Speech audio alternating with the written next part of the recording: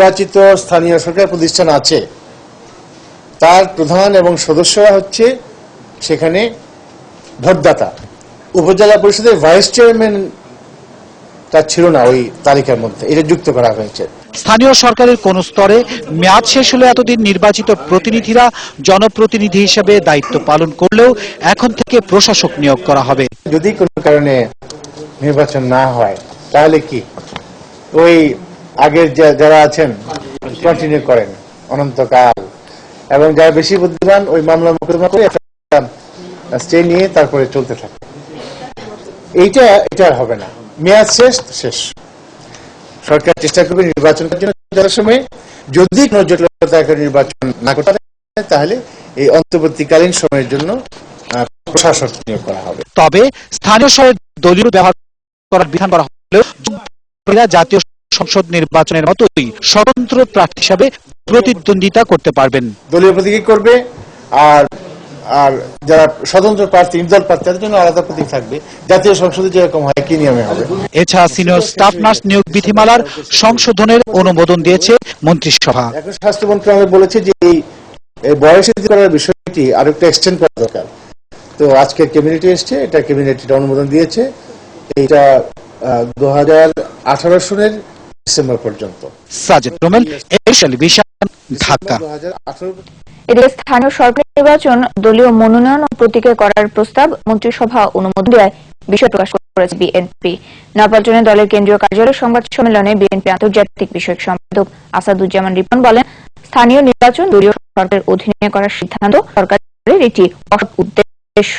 সবার সঙ্গে আলোচনা করে এ ব্যাপারে সিদ্ধান্ত নেওয়ারও আহ্বান জানান তিনি। বর্তমান পরিস্থিতিতে এই নির্বাচনে বিরোধী দলের অংশ নেওয়ার সুযোগ নেই বলেও জানান রিপন।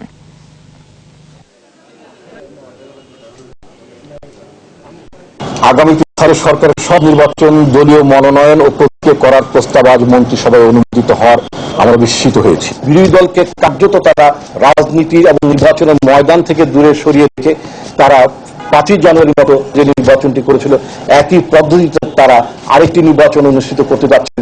একইভাবে তারা তাদের প্রতিনিধিদেরকে তারা নির্বাচিত করে তারা বিদেশিদেরকে বোঝাতে সচেষ্ট হবেন যে তাদের সরকারের পক্ষে, তাদের দলের পক্ষে জনগণের সমর্থন রয়েছে। রাজনীতি ব্যবসায়ীদের পকেটে চলে গেছে বলে মন্তব্য করে সংসদ সদস্যদের সততার সাথে দায়িত্ব পালনের আহ্বান জানান আব্দুল হামিদ। সোমবার বিকেল সন্ধ্যায় অষ্টগ্রাম উপজেলা হাই স্কুল মাঠে একজন নাগরিক সমাবেশে এই মন্তব্য করেন তিনি। সেই সময় টাকা পয়সা মালিক হওয়ার অনেক রাস্তা আছে উল্লেখ করে এজন্য রাজনীতির পথ বেছে না নেওয়ার আহ্বান জানান রাষ্ট্রপতি। মানুষের কল্যাণে দেশের জনপ্রতিনিধিদের রাজনীতি করতে হবে বলেও মন্তব্য করেন তিনি।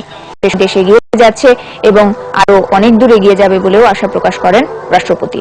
এর আগে রাষ্ট্রপতি আব্দুল হামিদ অষ্টগ্রামে ধলেশ্বরী নদীর উপর নির্মিত আব্দুল হামিদ সেতুর উদ্বোধন করেন।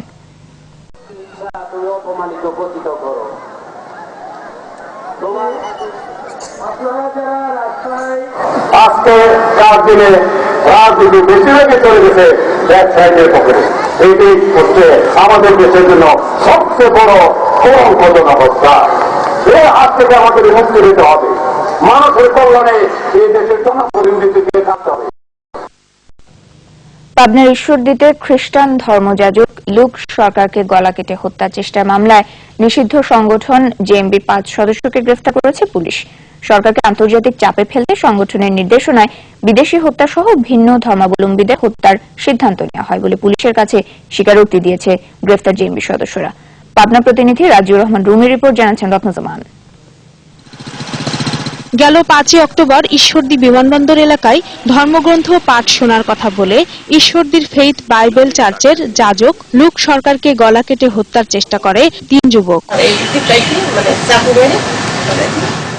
ঘটনার পর থেকে বিভিন্ন সময়ে পাবনা, সিরাজগঞ্জ ও ঢাকায় পৃথক অভিযান চালিয়ে 5 জেএমবি সদস্যকে গ্রেফতার করা হয়েছে।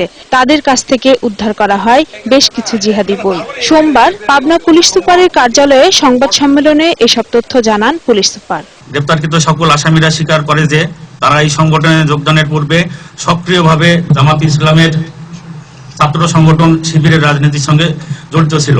পুলিশের দাবি, সরকারকে আন্তর্জাতিক চাপে ফেলতে সংগঠনের নির্দেশনায় এসব তৎপরতা চালানো হয় বলে স্বীকারোক্তি দিয়েছে জেএমবি সদস্যরা। বাংলাদেশ সরকারকে আন্তর্জাতিকভাবে চাপের মুখে ফেলার জন্য তার নিকট সংগঠনের উপর হতে নির্দেশনা এবং নির্দেশ এসেছে।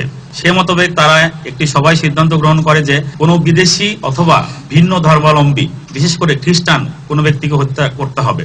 উক্ত নির্দেশ পালন করার জন্য রাকিবুল ইসলাম ওরফে তাহিদ ঈশ্বরদী চার্চের পালক লুক সরকারকে হত্যার জন্য বেছে নেয়।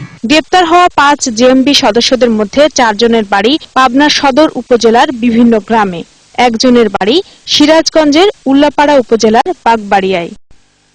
রত্না জামান, 21 টেলিভিশন। এবার প্রসঙ্গ নোবেল পুরস্কার।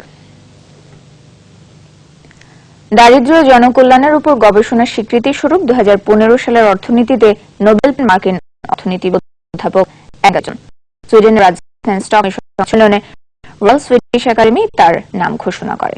যুক্তরাষ্ট্র এবং যুক্তরাজ্যের দ্বৈত নাগরিক ডিটন অধ্যাপনা করছেন প্রিস্টন বিশ্ববিদ্যালয়ে। জাহিদুর রিপোর্ট। যুক্তরাজ্যের এডিনবার্গে জন্ম নেওয়া 69 বছর বয়সী মার্কিন অর্থনীতিবিদ অধ্যাপক অ্যাঙ্গাস ডিটন দরিদ্র জনগোষ্ঠীর স্বাস্থ্য, জনকল্যাণ ও অর্থনৈতিক উন্নয়ন বিষয়ে করেছেন গবেষণা। এই গবেষণায় ব্যষ্টিক ও সামষ্টিক অর্থনীতি এবং উন্নয়নমূলক অর্থনীতির ক্ষেত্রকে পাল্টে দিতে সহায়তা করেছে, যা তাকে এনে দিল নোবেলের সম্মান। সুইডেনের রাজধানী স্টকহোমে রয়্যাল সুইডিশ একাডেমি 2015 সালের অর্থনীতিতে নোবেল পুরস্কারের জন্য ঘোষণা করে তার নাম। The Royal Swedish Academy of Sciences has today decided to award the Sveriges Riksbank Prize in Economic Sciences in memory of Alfred Nobel to Angus Deaton for his analysis of consumption, poverty and welfare. তার ব্যক্তিগত পছন্দের উপর কাজ করেছেন Angus Deaton. রচনা করেন The Great Escape ও economic analysis সহ বেশ কয়েকটি। জাহিদুর রহমান, 21 টেলিভিশন। এবার একটি বিরতি, ফিরে এসে আরো থাকবে। চট্টগ্রামের মিরসরাইয়ে ট্রাক খাদে পড়ে নিহত 7, সড়ক দুর্ঘটনায় আশুলিয়ায় 2 শ্রমিক, দিনাজপুরে কলেজ ছাত্রীর মৃত্যু।